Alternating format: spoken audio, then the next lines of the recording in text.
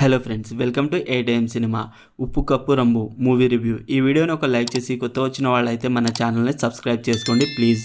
Movie run time వచ్చేసి 2 hours 16 minutes ఉంది. ఇది ఒక different concept movie.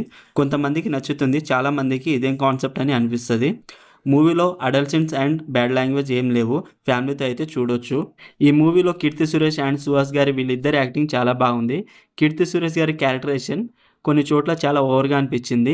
Example, first రచ్చబండ సీన్లో నార్మల్గా మాట్లాడవచ్చు కదా, చిన్న చిన్న వాటికి కూడా ఆ సీన్లలో చాలా ఓవర్గా రియాక్ట్ అయ్యారు అనిపించింది.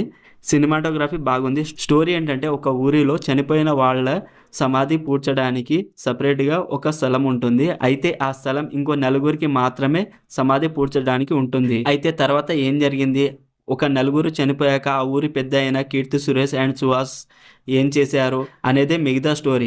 నేను మూవీ కంప్లీట్గా చూశానంటే అది కీర్తి సురేష్ అండ్ సుహాస్ వీళ్ళిద్దరి యాక్టింగ్ వల్లనే. ఆ క్యారెక్టర్స్ని బాగా పుల్ ఆఫ్ చేశారు. కామెడీ ట్రై చేశారు కానీ అది ఎక్కడ నవ్వు రాలేదు, చాలా ఫోర్స్డ్గా అనిపించింది.